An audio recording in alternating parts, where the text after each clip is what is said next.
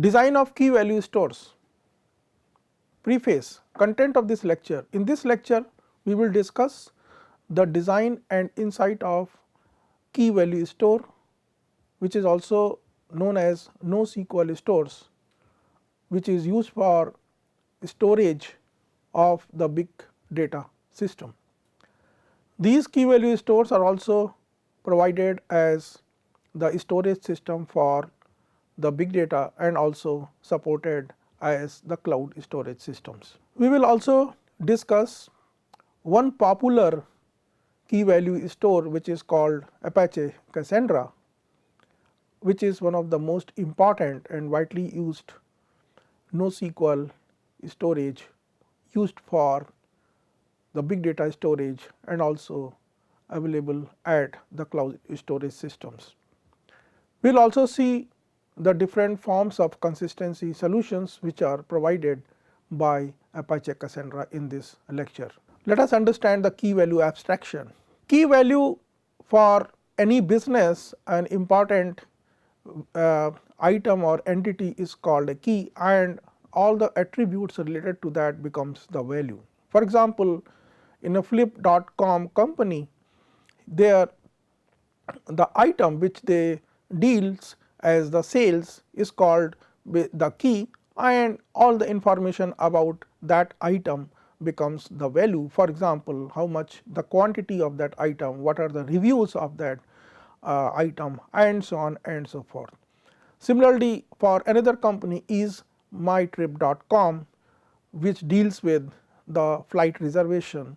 There the key will become the flight number, and the information about the flight, for example, the seat availability and so on, will become the value.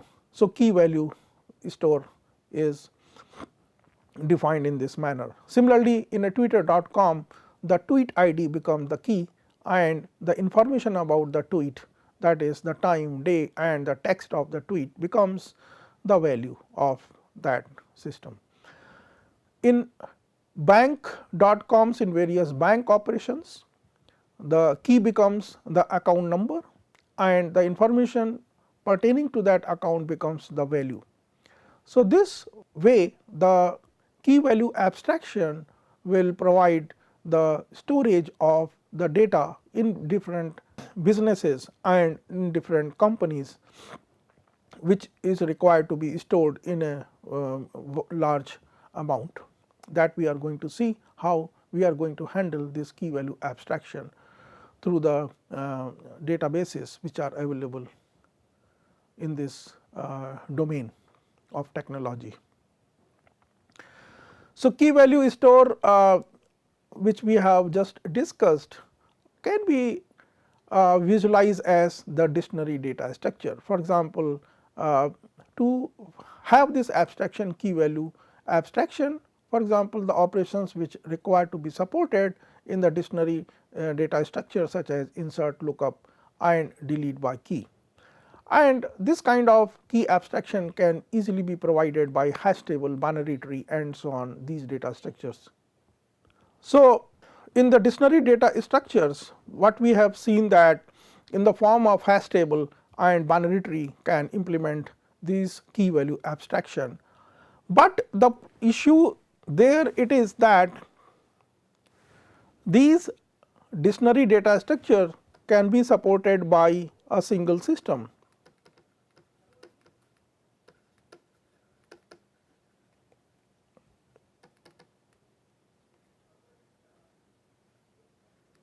In a computer. Now, the size of the data, if it becomes very big, then this becomes a problem. That means, a single system cannot store the entire data. Hence, this kind of scenario which is available for providing the key value abstraction using dictionary data structure like hash table and binary tree is good enough for a small amount of data. So, when it becomes a big data, this key value store, how we are going to handle this key value store abstraction becomes the point of discussion in this lecture. The way to store the large amount of data is to be handled in a distributed manner, that is not one system, but a cluster or a data center will be used to store the big data that is in the form of a key value store. Hence, this particular concept of storing the key value or providing the key value abstraction for a big data is not done through the single system, but it has to be achieved through a distributed computation system, or we can understand it by providing this entire storage in the form of the cluster or in the form of a data center. Now, this particular concept seems familiar if we recall the use of distributed hash tables in a peer-to-peer system. Now, we are going to see that this key value store may reuse many techniques which we have known in the peer-to-peer systems in the form of distributed hash table. We will see how this entire technique can be utilized to design this key value abstraction for the big data system.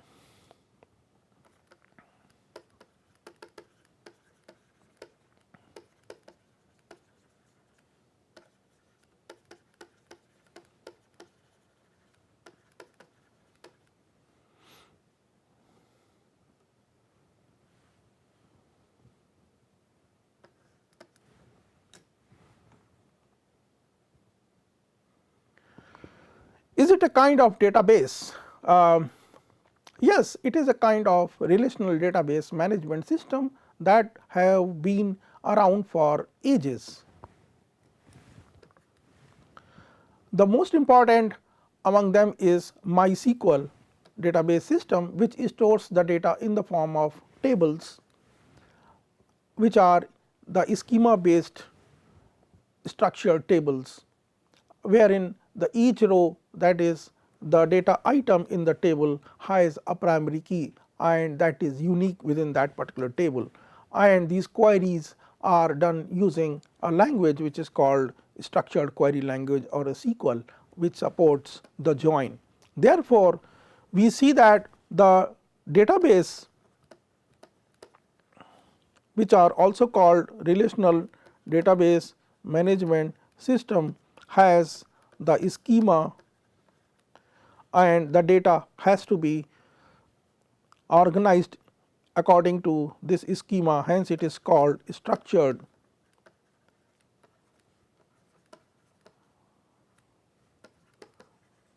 data store, and this particular data has this particular system of a database management system in RDBMS has a primary key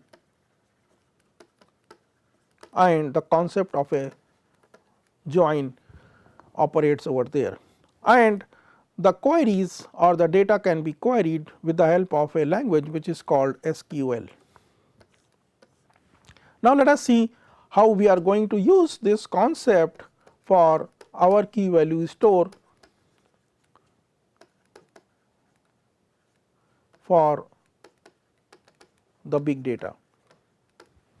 So, the question is, can we use this concept of the existing structured data, that is structured tables, which are managed in the form of well known relational database management system. So, can we use it or we cannot use it? Both these questions are to be answered in the further slides. Before that, let us understand RDBMS, the concept of storing the key value store or the data in a structured format and performing the queries, and the concept of primary key and a join operation. Just we will review it and then we will go ahead. So, in a relational database management system, data is organized in the form of a schema and they are called as the tables.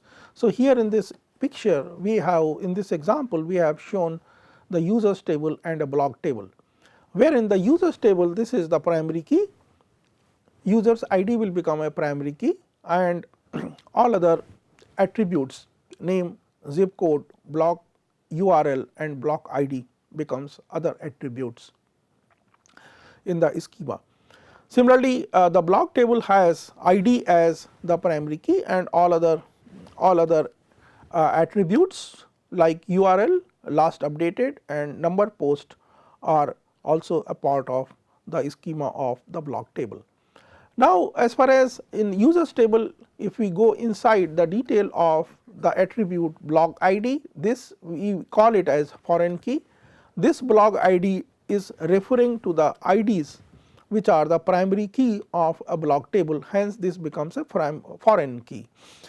And now this particular database, once it is defined, then we can perform the SQL queries on top of it.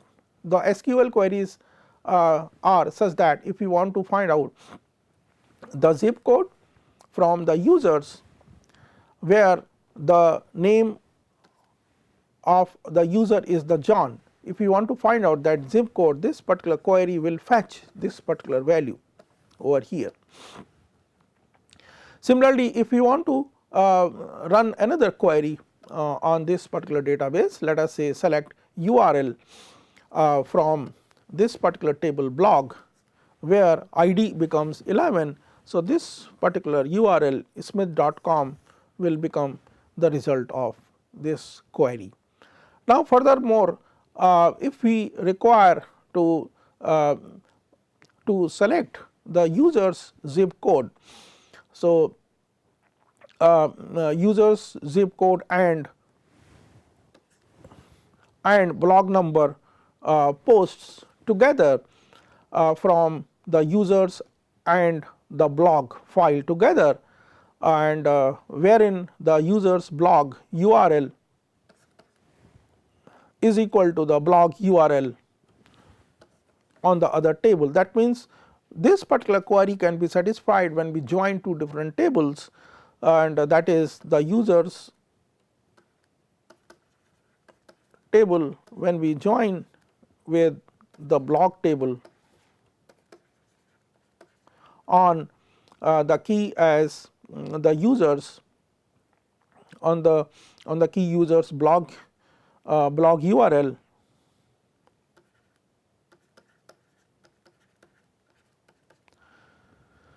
is equal to the blog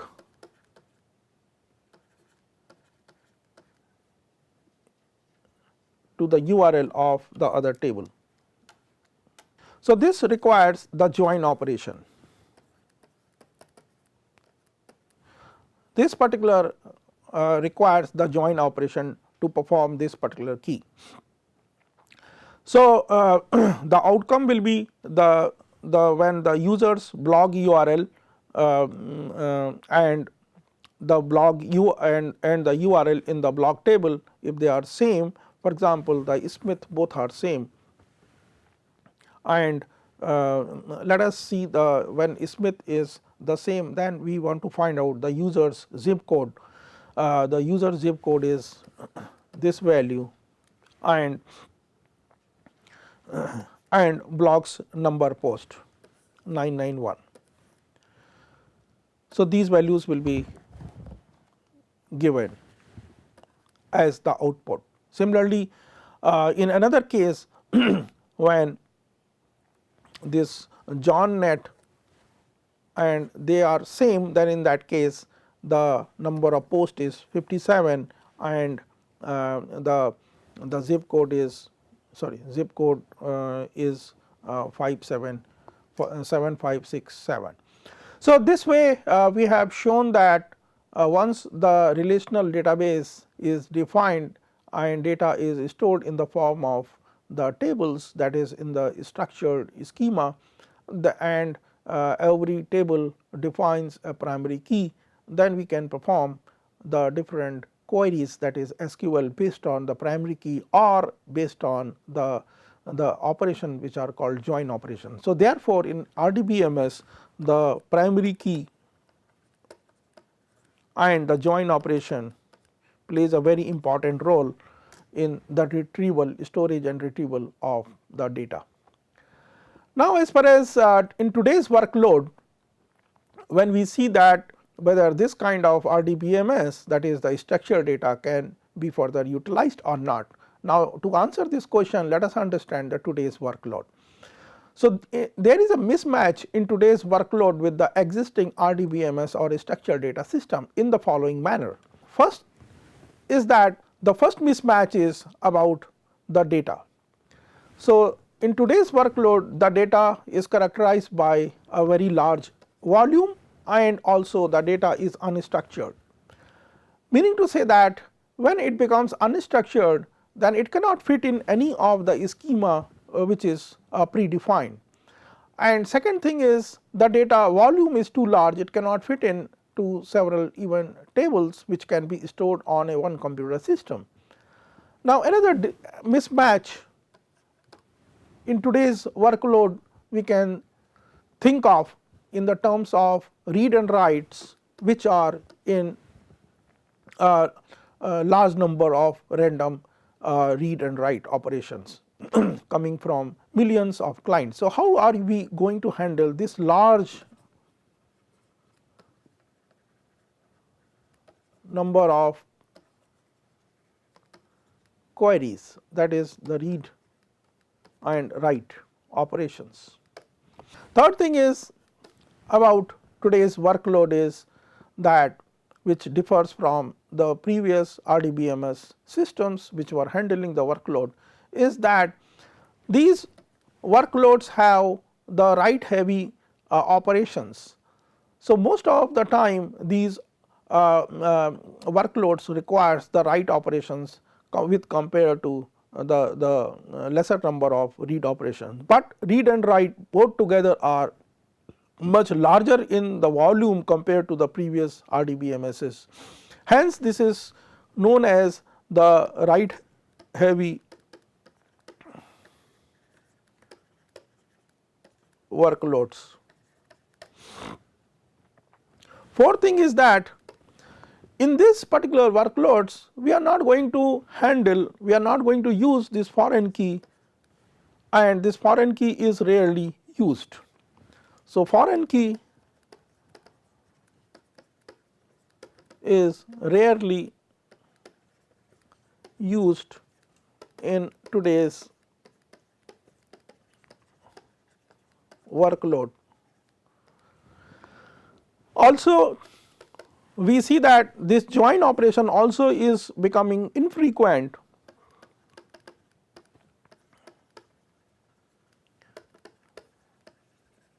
in today's workload. Therefore, the foreign key and the join operation is not very much used in today's workloads.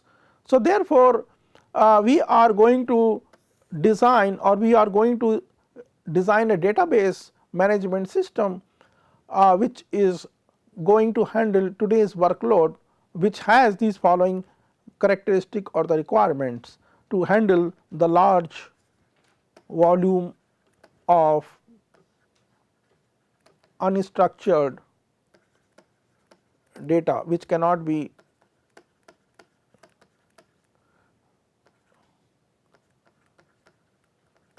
specified in schema.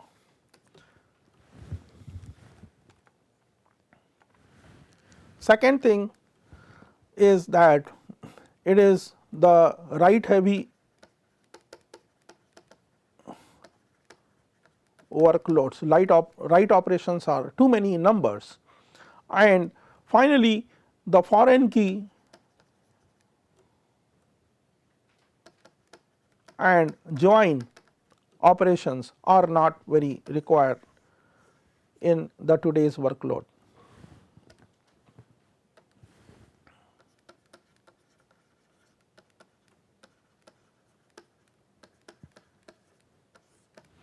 So, let us see with this particular requirements how we are going to design a new database system which is going to cater to these today's workloads, and how we are going to provide the key value store for the big data system.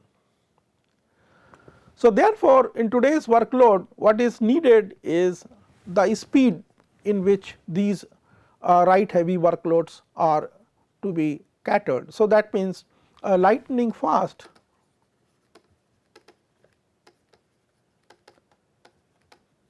writes has to be supported in today's workload. Second point is that we have to avoid in today's workload the single point of failure. That means the data, that means we are not going to be affected by the failure of a node in this kind of system, that is called fault tolerance.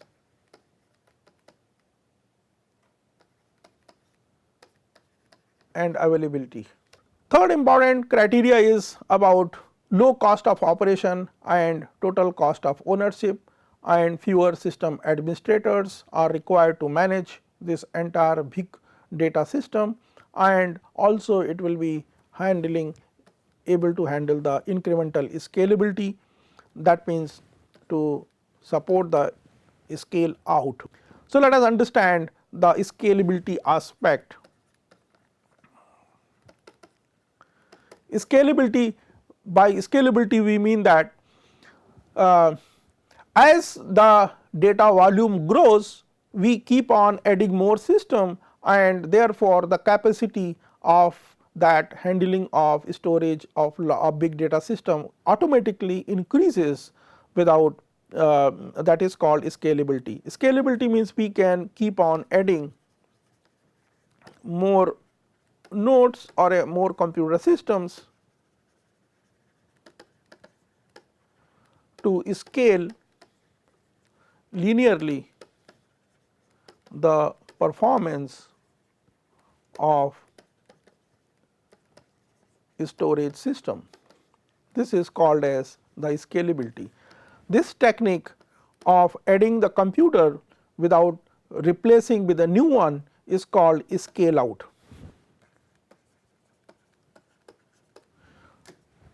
Let us understand about what do you mean by scale out, and which is supported in the new today's workload system to handle the big data system. Now, scale out means that it will support to incrementally grow your cluster capacity by adding more component of shelf systems.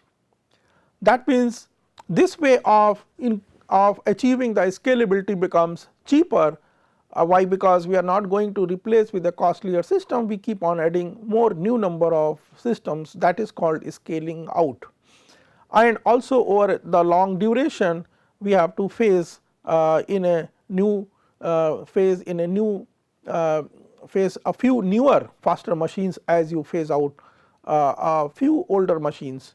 So, that is called scale out. So, hence this becomes a cheaper way of scaling up the entire C system, and that is how we are going to build the cluster systems, which is being supported by scale out technology. This particular scaling out is supported by and is being used by many companies which runs the data centers and the cloud today. In contrast to scale out, there is a scaling up. Scaling up means the traditional computer system we are going to replace with a high capacity powerful machines by to increase the capacity of the system in terms of memory and the processing capabilities and so on.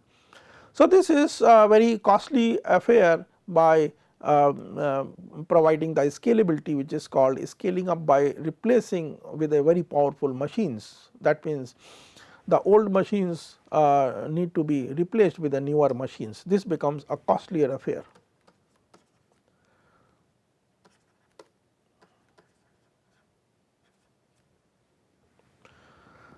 In compared to the scale out mechanism of scalability. Now, we are going to understand this concept of a key value store of the NoSQL data model. So, key value store normally is provided in today's to handle the today's workload in the form of NoSQL data model. Now, let us see understand what do you mean by NoSQL data model. NoSQL stands for not only SQL. So, not only SQL means beyond SQL, whatever is limitations of SQL, it will go beyond and it will provide the support to the today's workload. That is why it is called NoSQL data model, and which is used to store the large amount of key value store abstractions. Now, this NoSQL data model provides the necessary API operations, and the two most important APIs which are provided by NoSQL system are get by key and put by key.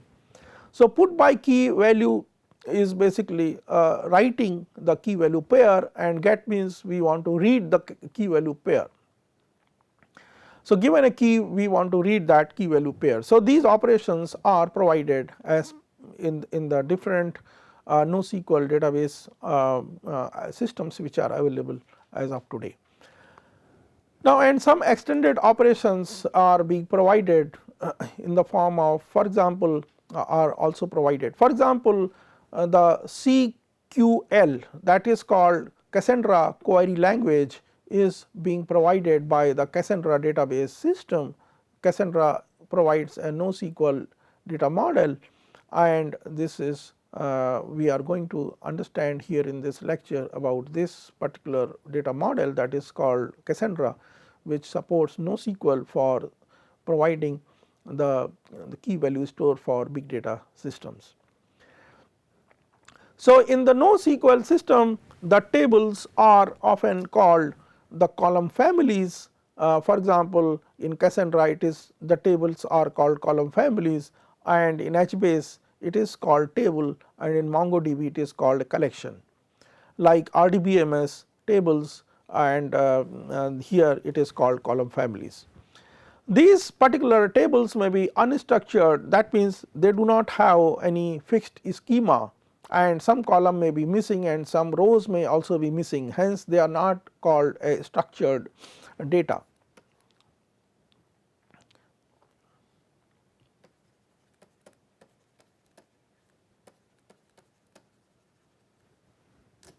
So, there is no schema which can fit this data, hence it is called unstructured data. So, and also it does not supports the join and the foreign keys, and also can have the index tables like RDBMS. So, these are the some of the features of the key value store which is provided in the form of NoSQL. So, let us understand these concept which is called unstructured, where no schema is there, and what do you mean by this, and how no foreign keys and join operations are supported. Let us take the same example of the two tables, the user table and the block table, which captures the data in this today's workload system or in a NoSQL system. In today's NoSQL system, let us understand by this example, and here we can see that this particular table, users table, which is called a column family and sometimes table in HBase, here we can see that in some of the attributes and even some of the columns are missing. If they are missing, that means sometimes it is called a null value, or there is no schema which is imposed if the entire column is missing. So, therefore, this particular model data model is called unstructured data. Similarly, an entire column can be missing and from some rows, and also you can see the same thing here. These particular entities are missing, some of the entries are missing from the table.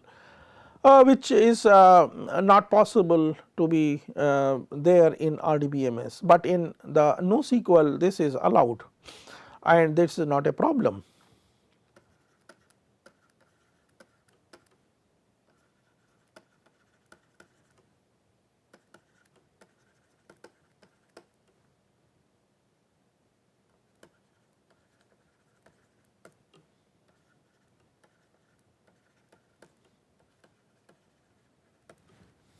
Hence, it is called unstructured data. Why? Because there is no schema which can fit this this type of data which is coming in today's workloads. Another thing is there.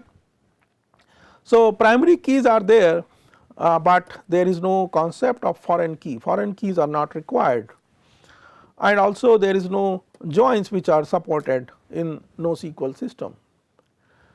Now, this storage system is called column oriented storage system. Now, we have to understand this concept in a bit in a more details. So, NoSQL system often use column oriented storage. What do you mean by column oriented storage? That means the SQL system uses to store or use to process the row wise, and now in NoSQL system, if it is storing the entire columns and column wise operations if it is being performing, then it is called column oriented storage. So, NoSQL system often uses the column oriented storage. So, RDBMS store the entire row together on the disk or at the server, whereas the NoSQL system typically store a column together or a group of columns. Now, entries within the columns are indexed and easy to locate given a key and vice versa. So, that means we are here in the column oriented storage, we are handling the columns. That is why it is called a column oriented storage, in contrast to the RDBMS which uses the rows together and they are stored together in these forms. Why this is all useful concept is because the range searches within the column are fast, since you do not need to fetch the entire database. So, that means if your query is targeted to be answered from that column itself, all the entries of the column, then the column is required to be fetched, and it can without fetching the entire database. So, hence the range queries can be easily supported within the columns. We will see this kind of operations in further detail, how that is all implemented in NoSQL systems. For example, get me all the blog IDs from the blog table that were updated within the last month. If that is the query, then we have to search in the last updated column, fetch the corresponding blog ID column, and we do not have to fetch all other columns in this case. So, this kind of query which is very common in today's workloads, and that is why the today's NoSQL databases are column oriented storage. Now, let us go and discuss the design of Apache Cassandra. Apache Cassandra, before we go ahead, let us see there are two companies. One is called Google, and this Google has inspired this NoSQL system, which is now taken by the Facebook, and then Facebook has developed this Cassandra and made the open source, and hence this is called Apache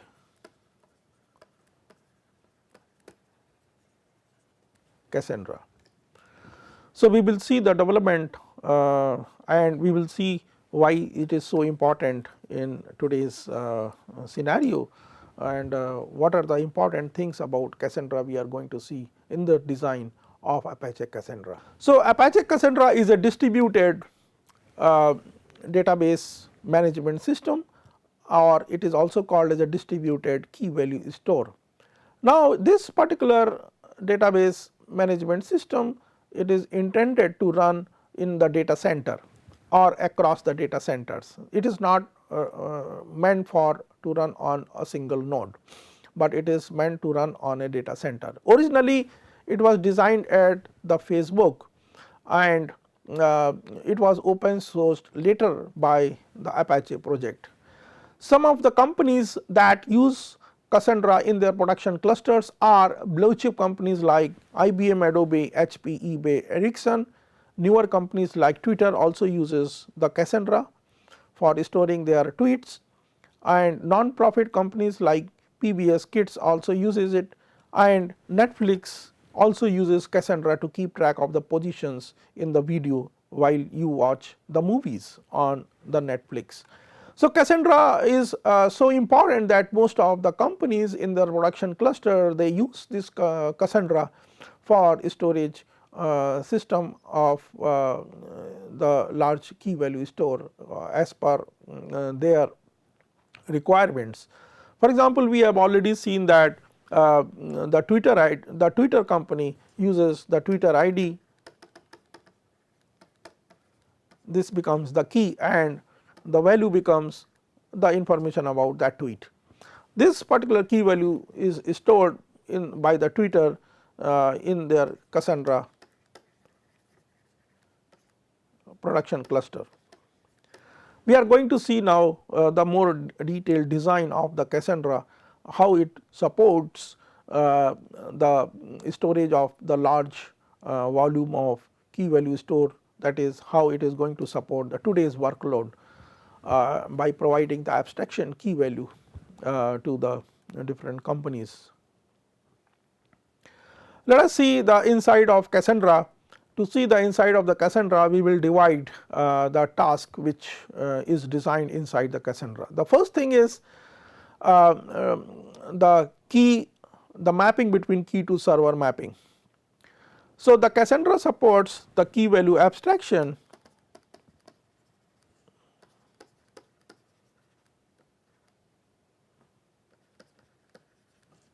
to support this key value abstraction. This key to the server mapping is the first most important task of the Cassandra design. So, that means now you know that this particular database is supported on the clusters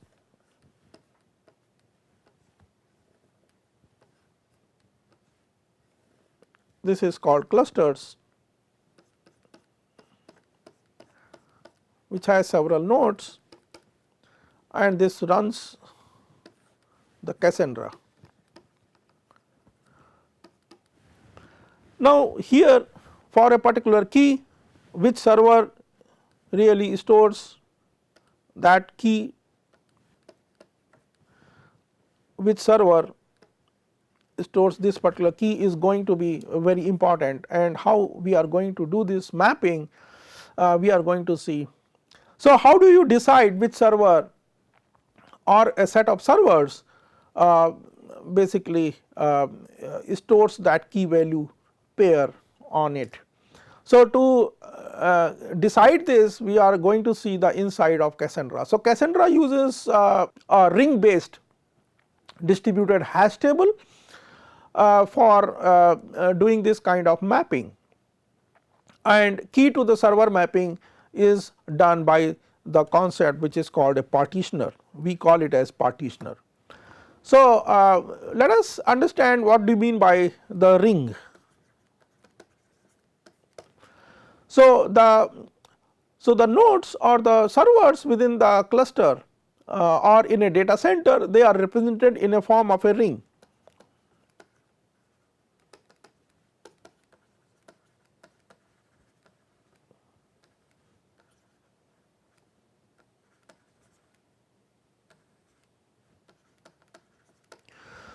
So, for example, here in this case we are making a ring of size m is equal to 7.